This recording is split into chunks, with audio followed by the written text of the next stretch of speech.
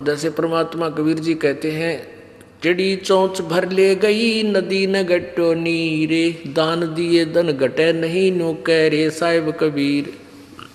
परमात्मा अपनी मोर मार कर कह रहे हैं, अपना गवाही दे रहे हैं कि जैसे जल से चिड़िया चोंच भर लेगी दरिया से नदी तक, उसमें कोई फर्क नहीं पड़ता। इसी प्रकार आप दान करते हो, उस दान के देने से जैसे नदी का दान दिए धन घटे नहीं। आप कितनी कमाई करते हो विचार कर लो।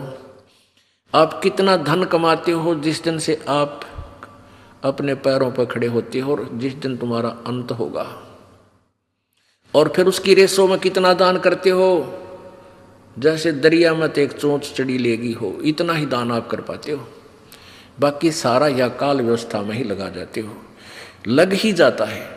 फिर उसका उस चिड़ी वाले चोंच का यानी थोड़े से दान किए हुए का आपको कितना फल परमात्मा देता। इस जन्म में सुखी करे और आगे जन्म में ये कई हजार गुना बना और दरिया पावे, यदि सुचारू विधिवत दान किया जाता है तो।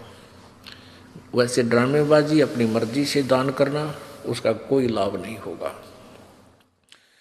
अपने आत्मा कई बातें आ जाती हैं जो तत्व ज्ञान है और हम बालक हैं, भक्ति मार्ग में हमें ज्ञान नहीं था।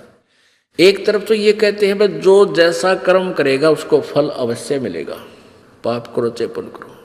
और एक तरफ से परमात्मा कहते हैं गुरु बिन माला फेरते गुरु बिन देते दान, गुरु बिन दोनों निष्फल हैं चाहे पूछो वेद पुराण।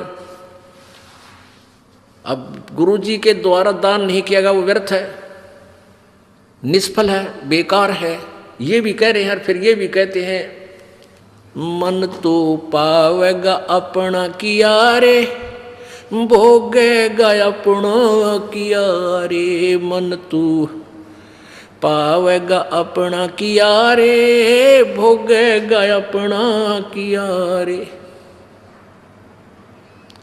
ये दोनों बात क्यों करवाई? हाँ, इसका भी एक एग्जाम्पल है।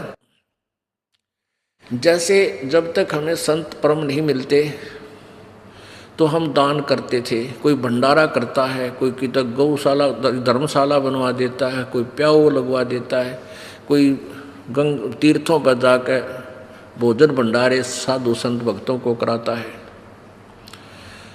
उसका भी फल मिलता है, व्यर्थ नहीं है। और वो व्यर्थ भी है। ये दोनों बात कैसे हैं? ऐसे हैं कि जैसे किसी ने पुण्य बहुत कर दिया और परम संत मिला नहीं, झूठे गुरुओं का भी आड़ ले ली, झूठे गुरु भी बना रखे।